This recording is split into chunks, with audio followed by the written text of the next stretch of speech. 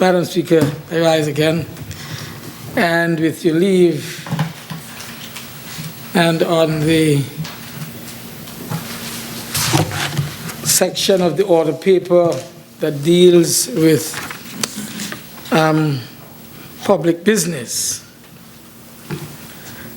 Bill's second reading, I like, of course, to have read in this House for the second time the bill shortly entitled the Consumer Protection Bill 2023, and which would have had its first reading on the 18th of September this year, when we would have, just before independence, 40th anniversary, had brought this bill into being in this House. The Consumer Protection Bill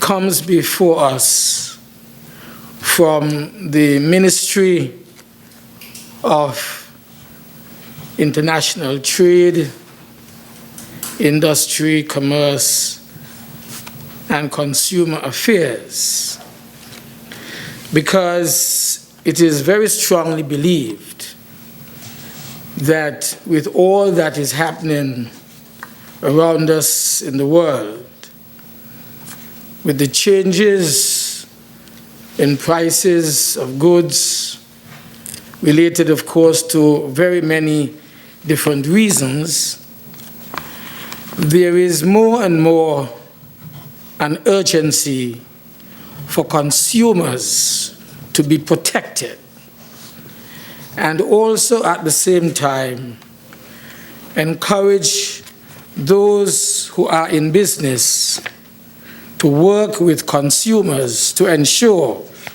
that at the end of the day, both sides of the equation would benefit. I emphasize that this bill seeks to provide for the promotion and the protection of consumer interests in relation to the supply of goods and the provision of services, and to ensure that there is appropriate protection of life, of health and safety of consumers. It is to ensure that there is established a Consumer Affairs Department, or maybe I would say a revisiting of the Consumer Affairs Department in the ministry I've just mentioned, and also for other purposes. This bill is bringing into being the consumer protection in another phase in this long history of supporting consumers and their rights and interests all along. I want to emphasize that the bill is replacing the Consumer Affairs Act, Chapter 18.38, which was published as an act, as Act 9, I should say, back in 2003, and which was brought into force in this Assembly on the 8th day of December 2003. In other words, 20 long years ago. The Consumer Affairs Department, in fact, was legally constituted in 2003 through the passage of the Consumer Protection Act of 2003. And this act provided at that time the legal framework that would ultimately guide the officers therein on how to conduct the daily functioning of the department. Additionally, It highlighted the legislative scope of the Department of Consumer Affairs and the way in which the department should be structured in order to function as a quasi-court for consumer protection issues. But, Madam Speaker, over the last 20 years of the existence of this department, many internal deficiencies have been identified as contributing factors that would have hampered the ability of the department in performing its duties effectively and efficiently. Today, we are here in this Parliament to debate the Consumer Protection Bill 2023, which is envisaged to give officers of the Consumer Affairs Department more legislative authority, or as we would commonly say, more teeth in order to accomplish their daily task as consumer protection officers. There was a time when we had price control officers. That's no longer used. The system has been changed as a result of appropriate legislative action. And so when we, from time to time, recognize that prices would have moved on the shelves from one day to the next, or from 1 week to the next, or 1 month to the next, we would commonly say, well, what is happening with these price control officers? Don't they see that the prices are going up every day and they're doing nothing? Price control officers do not exist and would not have existed for quite a while. But instead, as I said, there were put in place consumer protection officers, but we recognized that they could not function at peak and with highest efficiency because there were some legislative lacunae which prevented them from really operating the way that they should. I noticed you like the word lacunae.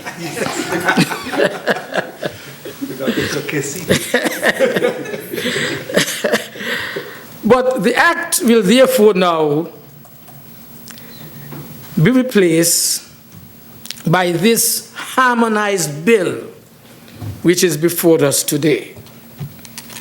The enactment of harmonized consumer protection legislation in the sub-region, that is the OECS member states, is very, very important in light of the onset of the CARICOM single market and single economy.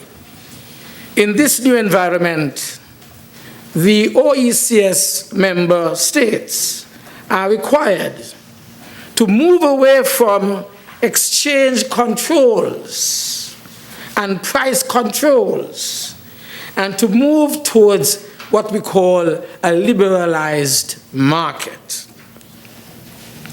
Now, this piece of legislation is, as I said, a revision of what would have been the old Act. In fact, Part 2 of Chapter 8, which of course make reference to Articles 184 of the legislation, 184 to 186 of the legislation, of the revised Treaty of Chaguaramas, which would have established the Caribbean community, including the single market and economy. Member states specifically in that piece of document, member states are required to promote and to protect the interests of consumers in the community by appropriate measures. And in Article 185 in particular of the revised Treaty of Chaguaramas, it provided member states with, or in fact I said it provides that member states shall act in a harmonized legislative framework that is aimed at protecting the consumers of St. Kitts and Nevis as, of course, the consumers of the rest of the sub-region. And so, Madam Speaker, the CARICOM Secretariat has therefore provided model consumer protection legislation for all of the member states of CARICOM, and the OECS Secretariat has dutifully tailored that model legislation to better meet the needs of the OECS member states within the wider CARICOM region. And this model legislation has been further tailored to meet the specific national policy, the needs of our people here in St. Kitts and Nevis in this our federation. In this regard, I want to thank the chambers of the Attorney General and the relative legislative attorneys, draft attorneys, who have been working on this piece of legislation for some time.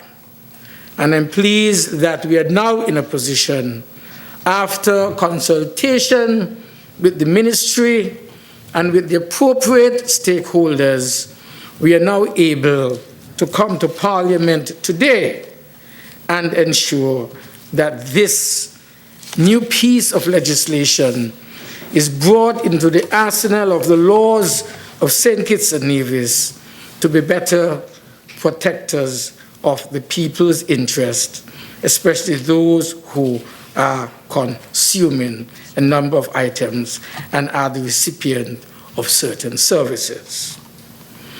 And so the Consumer Protection Bill takes into account Part 2 of Chapter 8 of the revised Treaty of Chaguaramas, and in accordance with Article 186, it provides for the following policy objectives, which, if you would allow me, Madam Speaker, I would go through now. What are these policy objectives? 1, the fundamental terms of a contract and the implied obligations of parties to a contract for the supply of goods or services. It is more so now a contractual arrangement between the two parties. Number 2, it also is intended to achieve the objective of the prohibition of the inclusion of unconscionable terms in contracts for the sale and supply of goods or services to our consumers. 3, another objective is the prohibition of unfair trading practices, particularly such practices that relate to misleading or deceptive or fraudulent conduct. 4, the prohibition of production and supply of harmful and defective goods, and for the adoption of measures to prevent the supply or sale of such goods, including measures requiring the removal of defective goods from the marketplace, from the shelves, from wherever the market is. Common complaint that we would have had that consumer protection officers under the old legislation, they visit, they identify goods that they believe, with good reason, are defective. Those goods are ordered off the shelves, but we have to wait until the appropriate officer in a different ministry comes and removes them. By the time they come, they go on back on the shelves, and so the consumer is not protected. That will come to an end. This is to ensure that when defective goods are removed from the market, they are removed. Another important objective, number 5, is the provision of services in compliance with the applicable regulations, with the standards, with the codes, and the licensing requirements. 6, that goods which are supplied to consumers, that they are appropriately labeled in accordance with the standards and specifications prescribed by the competent authorities. We have seen that the date of expiration of goods removed, that will have to come to an end. The objective is to ensure that the consumer is protected by ensuring that the date is there. There are certain chemicals which we understood they have devised that if you apply, it removes the date. That will come to an end when this piece of legislation, the Consumer Protection Act or bill, is put into effect. Goods supplied to consumers are properly labeled in accordance with the standards and specifications prescribed by the competent authorities. And the objective of this act that we have before us in Parliament today is to ensure that that is maintained. Number 7, another important objective is that hazardous or other goods whose distribution and consumption are regulated by law are sold or supplied in accordance with applicable regulations. If it does not have appropriate markings, if they are not properly dated, if they are not properly described in their distribution, we have to ensure that if the law says that they are supposed to be so marked and identified, that they would have to be. Otherwise, this would be a regulation that is in fact violated, and the law would then take its course. We want to make sure that another objective is attained, and that is that goods or materials, the production or use of which is likely to result in potentially harmful environmental effects, that they are labeled and supplied in accordance with applicable standards and regulations. We want to make sure that goods which can have harmful and environmental effects, that they are so labeled and they are in fact supplied in a particular way according to specifications. This objective, if it is not achieved when consumers are out there doing business, then the law will kick in and we will have some action in the court of law. Another important objective, Madam Speaker, is that producers and suppliers are liable for defects in goods and for violation of product standards and consumer safety standards which occasion loss or damage to consumers. This also is very, very important. If I bought a good particular product from a particular supplier and it caused me to be sick, and I am certain that it came from there, you are liable for violating my health, and you shall pay. This is very, very important for protection of our consumers.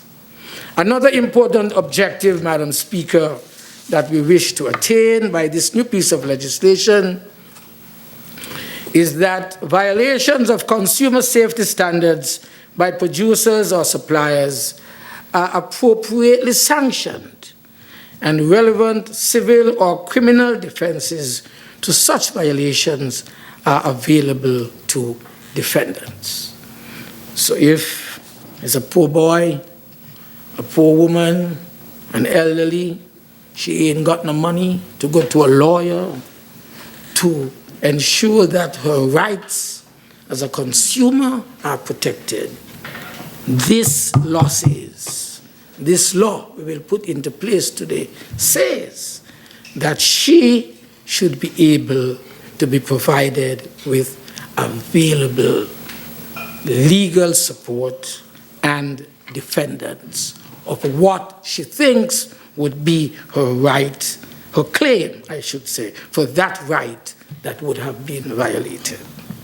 So, Madam Speaker, permit me now to highlight a few salient features of the bill, apart from the objectives I've just gone through.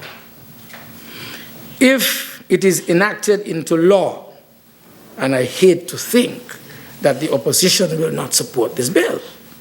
So if enacted into law, and I can say when enacted into law, this bill will be applicable to all persons involved in trade and commerce, whether through purchasing or supplying of goods or services, and the bill would also be binding on the Crown.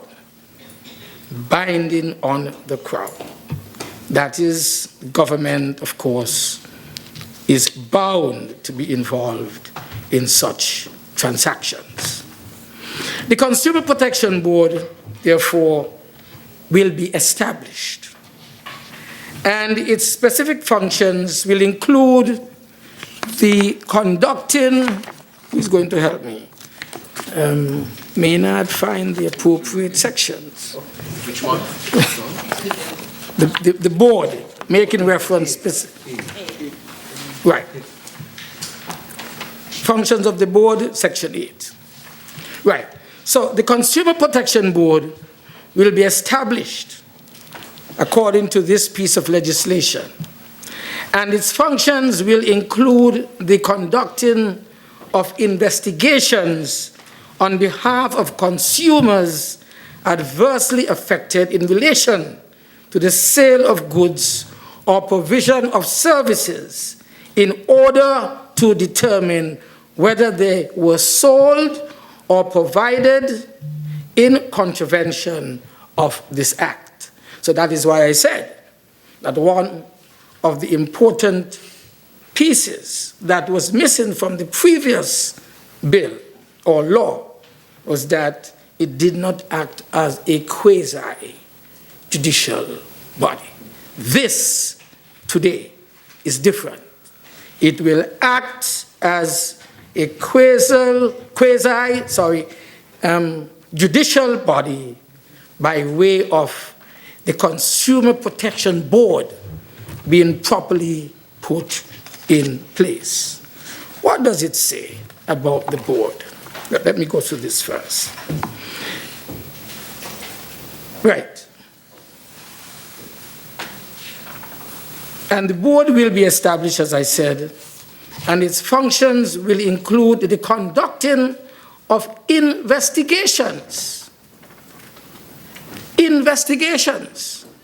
on behalf of consumers who have been adversely affected in relation to the sale of goods or services which they would have obtained in order to determine whether there was really a violation of the Act and whether a claim by one who would have been violated is established or not.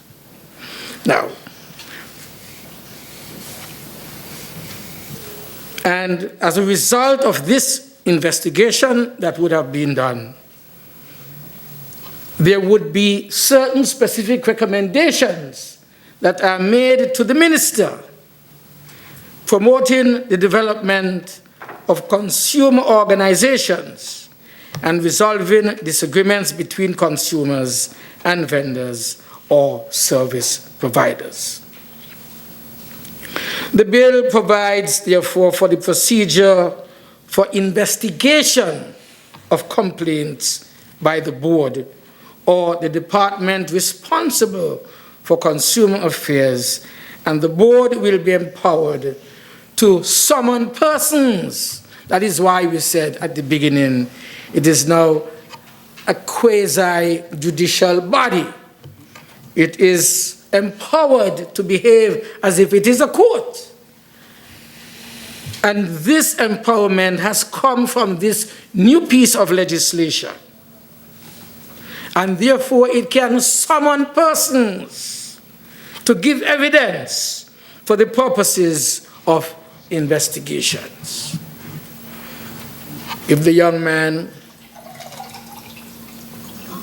was asked to remove the date or tamper with certain specific guidelines on the product, he can be brought to the court of the board and confirms the accusation, and thus would provide the necessary evidential support for a decision to be taken in order to protect the consumer and at the same time give such strong warning or action against the person who would have provided that particular product. Therefore, here is where, as I said, the Consumer Protection Bill of today, it has teeth. Present consumer officers, they go, they say, this is not right, do this, do that. Fellas, them laugh at them, they don't have no power. Now they have power being brought into this parliament through this piece of legislation that becomes law after it is passed today. And the opposition dare not support it. They must support it today for it to become law. So it provides the procedure for investigation. But it also goes on. The bill imposes obligations on vendors, on service providers, and consumers in relation to goods sold or services provided. For example, a vendor or a provider is under an obligation to provide information as to the origin, the price, the care, where was it stored, what are the conditions of storage, was it stored with rats and dogs and cockroaches. These are important matters that will now come to play as we try to protect our consumers and ensure that there's a harmonious relationship between the consumer and the provider of goods and services. So the provider is under an obligation to provide information as to the origin. Now, if you smuggle it, where you get it from. You can't have smuggled goods on your shelves. If you do what we know, when you talk about Barris the singer, if it appears on the shelf, where you get that from? These are the important questions that the Consumer Protection Officer can now ask and must get answers in order to protect those who are being provided with these products. So that is why it is important to say where it came from, the terms, etc., of the goods being sold. Thank you. Right.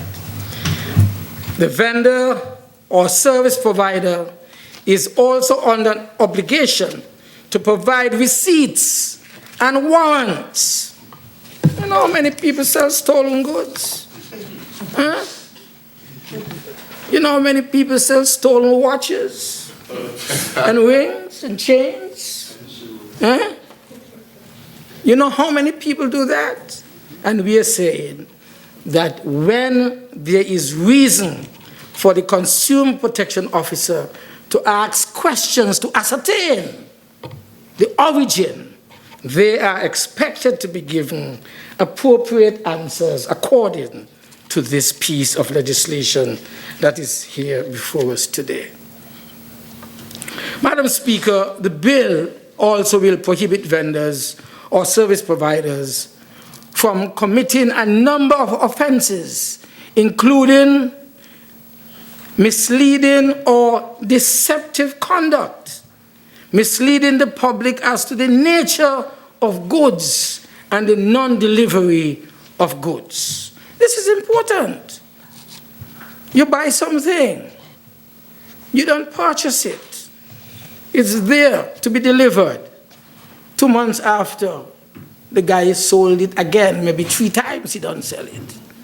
These things must come to an end. Not everybody doing that, but those who do it. Just last week, a lady was telling me she paid for some things, and up to now we didn't receive. Well, the weather was bad, so I said, maybe it's the weather. I hope it's the weather. You understand? So these are practices that sound simple, everyday simple things, but the consumer must now know he can make noise. He can do something if he believes that he is not receiving what he expects to receive after completing the transaction on his end with the provider of the important service or the goods to be delivered. So the bill prohibits vendors or service providers from committing a number of offenses, including misleading or deceptive conduct, misleading the public as to the nature of goods and the non-delivery of goods as well. Madam Speaker, the board and the Consumer Affairs Department will be responsible for the administration of the bill. Currently, the Consumer Affairs Department is the only agency or consumer advocacy within the Federation, and it has endeavored to remain true to its mandate of ensuring that the rights of consumers are protected and appropriately defended. In this regard, consumers have consistently been educated, informed, and empowered to make more knowledgeable business decisions in the marketplace through the utilization of various outreach platforms, including radio and television interviews, town hall meetings, and the dissemination of information via the department Facebook page. We are determined to ensure that the consuming public is educated. You know how many people go and get a top-up? $20 top-up. After use for a few minutes, the money gone. No, seriously. But we don't know that this is a serious violation. This is happening almost every day.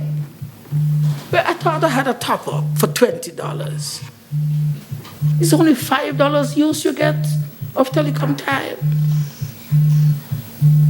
That is robbery. I won't say highway robbery, because it's not highways, telephone robbery.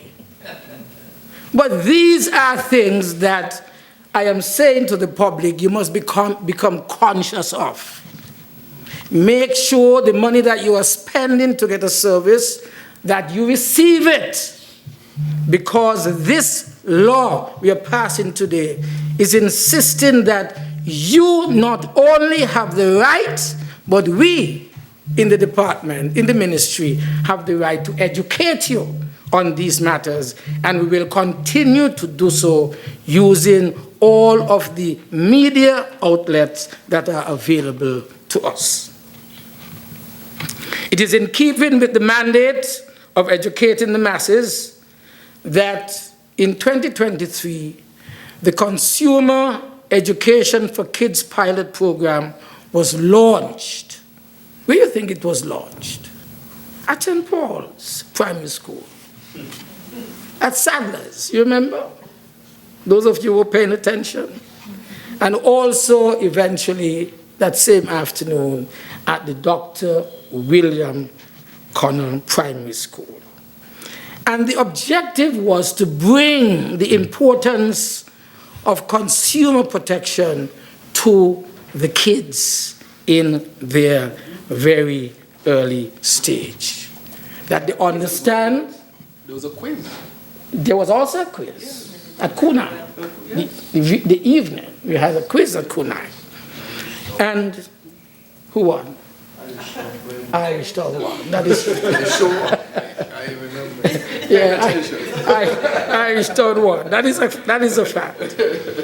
And it's in keeping with this mandate that we are bringing the learning, the knowledge, the information to the kids so that they can help their households in being protected from those who may be unscrupulous and are providing goods and services which are not in keeping with the contractual arrangement made by the consumer and the provider of the goods or services.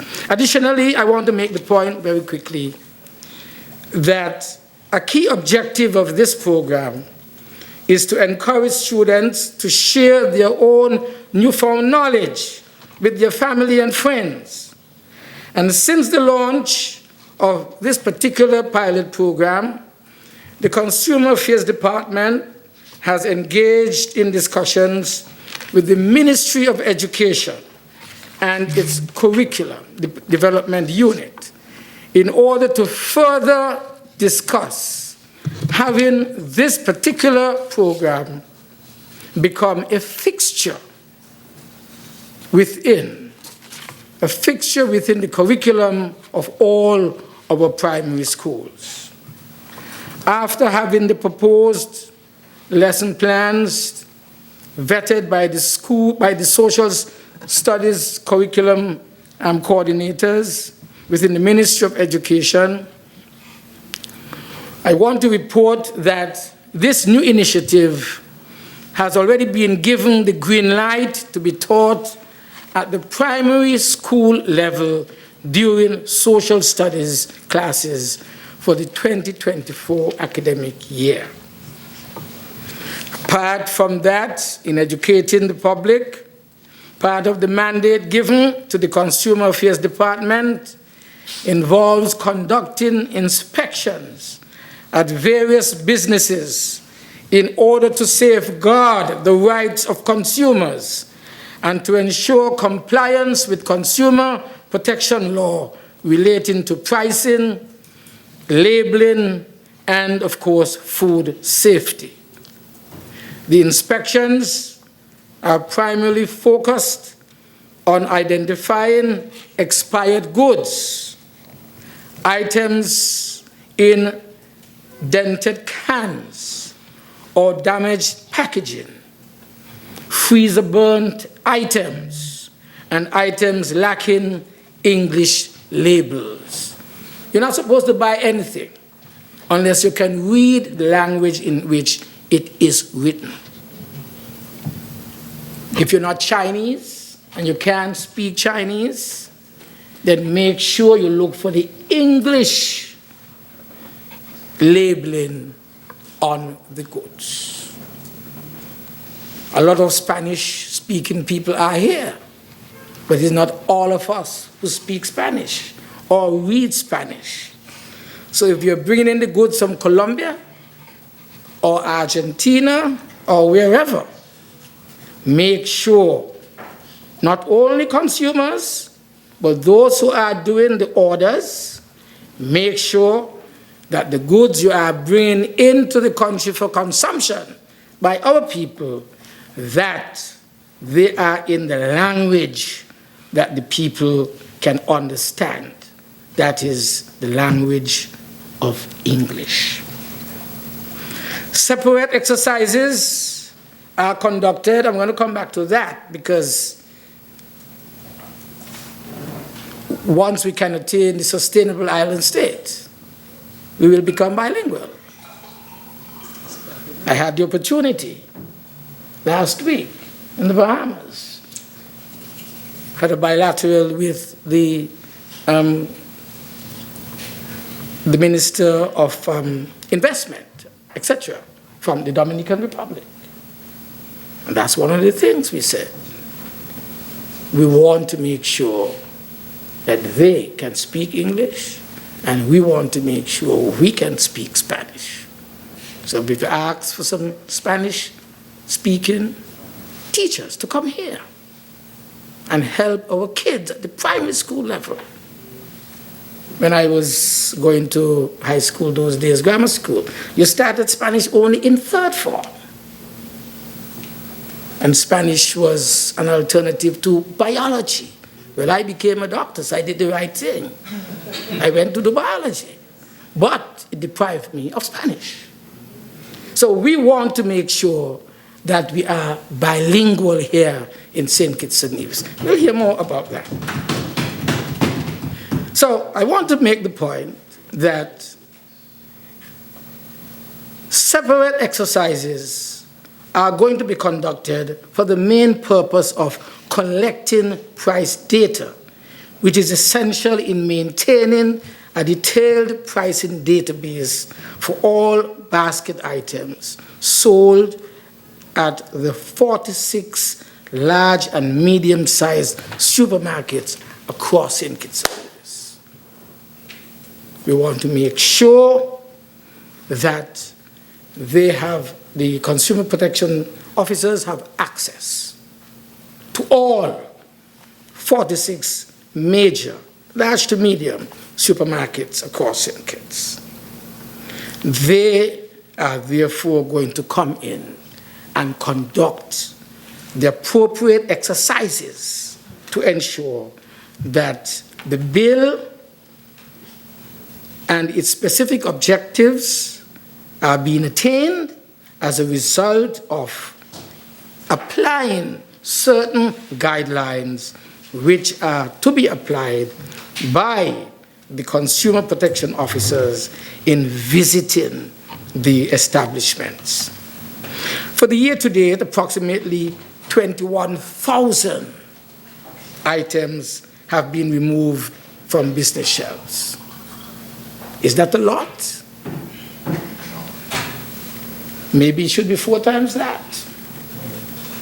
But so far, the statistics that we have indicate that 21,000 items have been removed from business shelves in St. Kitts during these inspections which are carried out.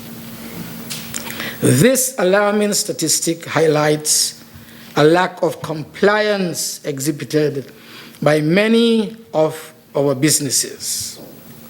The department has been diligent in its efforts to educate and advise business owners about the importance of adhering to these laws. But it appears that without the proper ability to penalize, that's why we needed this legislation, It needed to be given teeth and power because it needs the ability to penalize non-compliant businesses. And there continued to be a continuous, blatant disregard for consumer protection practices simply because they know that these young ladies who visit them and the young men who visit them as protection officers, that they have no power as such to do anything except hoping that they, the business people, will comply with what they are asking. And so the passage of this bill would really better empower the Consumer Affairs Department to strictly enforce and uphold the outlined consumer protection framework contained in this bill. Additionally, Madam Speaker, the implementation of fines and penalties will serve as a crucial deterrent, ensuring that more businesses fall in line with consumer protection laws and prioritize consumer safety. We will ensure that all parties are appropriately educated. There can be no excuse that, well, we didn't know the law. You must know the law. We will help you to know the law. But if you are going to be selling services and goods to the public, before you start to sell, know the law. You have an obligation to know the law. I believe that not only, therefore, that we must have the providers knowing the law, but those who are our officers protecting consumers must know the law. We will make changes. We will make sure that the department is not a dumping ground. We want to emphasize that. It will not be a dumping ground. It must have officers who can execute what the law says. We will train those who at the moment need to be trained. And those who are trainable will be trained. And what we need, therefore, are trainable officers so that they can understand what their roles and responsibilities are, so that they can effectively protect our consumers and give current and support and execution of this piece of legislation. For years, a lot of complaints about price gouging and so forth and so forth. This, of course, is going to help with that particular accusation. Because, as we understand it, to be frank, the prices of goods are moving almost with every shipment of goods that come in. It is not that we have unscrupulous, all of them, I don't think so, businessmen who want to have the whole hog and half of the next hog. Is that language parliamentary, Madam Speaker? I am sure it is understood by the ordinary man. So, Madam Speaker, in other words, when the price goes on a product that has been put on the shelves, we expect that the price has been determined as a result of the import cost, genuine import cost,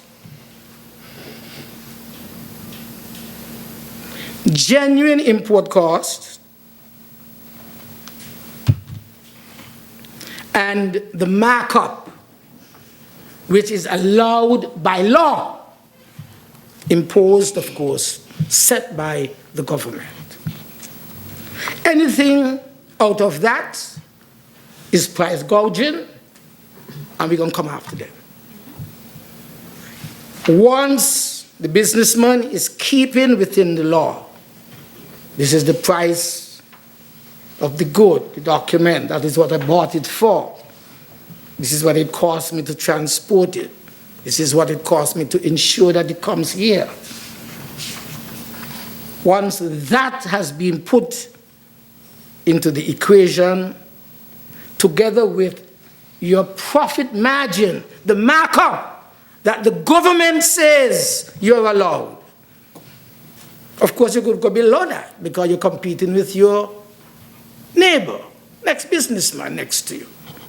But you can't go above what the government says is the markup. So the price of the goods, what you bought it for, we know that the price of the goods, it changes almost with every shipment because there's so much problems with disrupting supply chains. Things that used to take maybe 2 weeks or 2 months to come from China, it's taking 5 months, nearly a year. And the cost goes up. So the price gouging that we hear about, that is what really is not the only concern.